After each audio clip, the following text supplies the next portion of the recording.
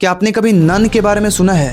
हाँ, वही नन जो बहुत ही डरावनी होती हैं और अगर कोई इंसान उसके चपेटे में आ जाए तो शायद वो बच ही नहीं सकता। और अभी मैं आपको ऐसा ही एक नन की स्टोरी बताने वाला हूँ जो इतनी डरावनी है कि जब मैं इस स्टोरी को पढ़ रहा था तो मेरे पूरे रोंगटे खड़े हो गए। तो चलो वीडियो को स्टार्ट करते हैं। अगर चैनल पे नए हो तो चैनल को सब्सक्राइब जरूर करना। हमारे भारत के ही एक पहाड़ी इलाका में एक चर्च था जिसका नाम था सेंट मिरांडा चर्च। वहाँ पे कुछ नन रहा करती थी जो अनाथ बच्चों की देखभाल करती थी और भगवान के नाम पे उनकी सेवा करती थी। पर एक चीज बहुत ही अजीब थी कि उस बगल वाले गांव के जो लोग थे वो उस चर्च को लेकर डरते रहते थे। पता नहीं उस चर्च को लेकर उनके मन में एक बहुत ही अजीब सा डर था, क्योंकि हर रात ठीक 2 बजे चर्च की जो घंटी थी वो अपने आप बजने लगती थी और ये आवाज गांव वाले रोज सुनते थे और इसकी वजह से गांव वालों के दिल में एक डर बैठ गया था। पर वहाँ पे कुछ साल पहले एक और अजीब सा किस्सा हो गया था। कुछ साल पहले वहाँ पे एक नन आई थी और वो इतने अजीब तरीके से गायब हो गई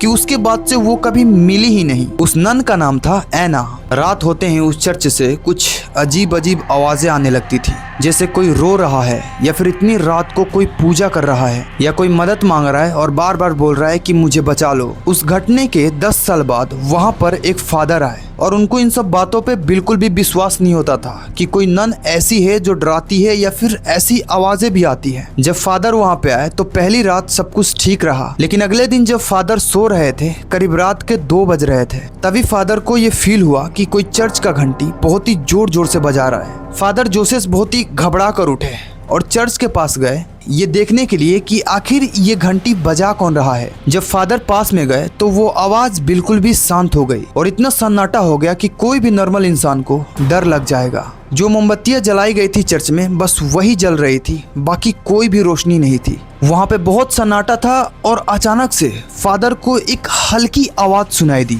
ऐसा लगा कि कोई इतनी रात को भगवान से प्रेयर कर रहा है और वो आवाज थोड़ी अजीब सी ही थी। मतलब फादर को ये समझ में नहीं आ रहा था कि वो कौन सा लैंग्वेज है। फादर उस आवाज के और पास में गए। उन्होंने देखा कि रात के 2 बजे कोई नन भगवान से प्रेयर कर रही है। फादर को बहुत ही अजीब लगा कि रात के 2 बजे भगवान से प्रेयर कौन करता है, पर फादर ने ज्यादा ध्यान दिया नहीं और उन्होंने उस नन से कहा, सिस्टर बहुत रात हो गया है, अब आप यहाँ से चले जाओ, कल सुबह आना। पर अजीब बात यह है कि उस नन ने कोई जवाब ही नहीं दिया। फादर को बहुत गुस्सा आ गया कि उनके बात को इग्नोर कैसे कर दिया। वो और पास में गए और जाकर वही बातें बोले, सिस्टर तुम यहाँ से चली जाओ, कल सुबह आना, तुम्हें समझ में नहीं आ रहा है क्या? फादर ये सब बोल ही रहे थे तभी वो नन अपने मुंडी को अचानक से पीछे की तरफ घुमा लिया। मतलब एक बार सोच कर देखो कि कोई आदमी आगे देख रहा है और वो अपने मुंडी को एकदम से ऐसे पीछे की तरफ घुमा ले तो कितना डरावना फील होगा।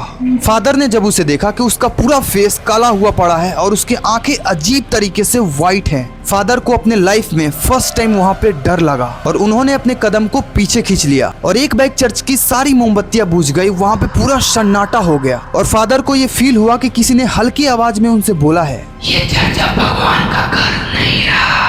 और अगली सुबह फादर ने सबसे पुराने नन के पास जाकर ये सारी चीजें बताए। पहले तो वो नन कुछ देर के लिए शांत हो गई और फिर उसने हल्की आवाज में फादर को बताना शुरू किया। 10 साल पहले चर्च में एक कमरा था जिसके बारे में अफवाह थी कि जो भी उसके अंदर जाता है वो हमेशा के लिए गायब हो जाता है। अभी भी वो कमरा है। उस कमरे में बहुत ही अजीब अजीब निशान बने हुए हैं और उसमें एक बहुत ही पुराना किताब भी है जो शायद इंसानों के लिए तो बिल्कुल नहीं है। लेकिन सिस्टर एना को ये जानना ही था कि आखिर उस किताब में ऐसा क्या है कि लोग उसे पढ़ते ही गायब हो जाते हैं। धीरे धीरे सिस्टर एना बदलने लगी और बहुत ही अजीब अजीब हरकतें करने लगी। कभी रात के 2 बजे 12 बजे चर्च से निकलकर घूमती रहती थी और कभी कभी तो वो किसी से बातें किया करती थी और खुद के मुंह से ही बोलती थी कि मैं आत्माओं से बात करती हूँ। एक दिन बाकी ननों ने सिस्टर एना को उसी कमरे में जाते हुए देखा। वो अजीब तरीके से आवाजें निकाल रही थी, मानो जैसे उसके अंदर किसी मर्द का आत्मा आ गया हो। वो उस कमरे में गई और उसके बाद से कभी वो वापिस ही नहीं आई। ये सब कुछ सुनने के बाद फादर जोसेफ ने ये तय किया कि मैं उस कमरे में जाऊंगा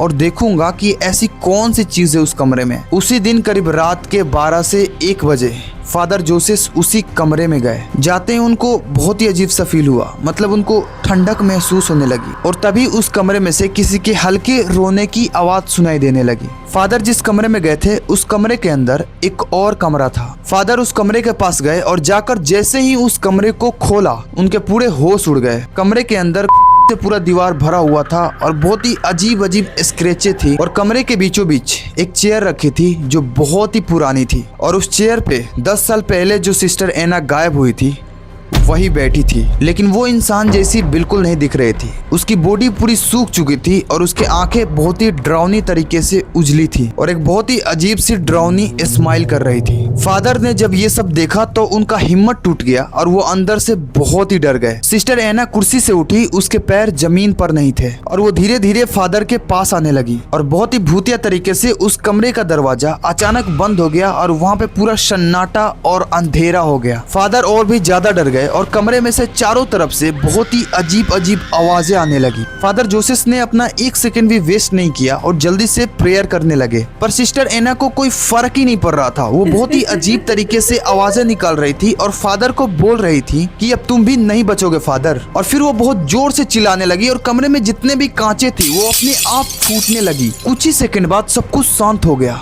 पूरा अंधेरा था, फादर को कुछ दिख नहीं रहा था। फादर बहुत ही ज्यादा डर गए थे और तभी फादर के पीछे से किसी ने हल्की आवाज में बोला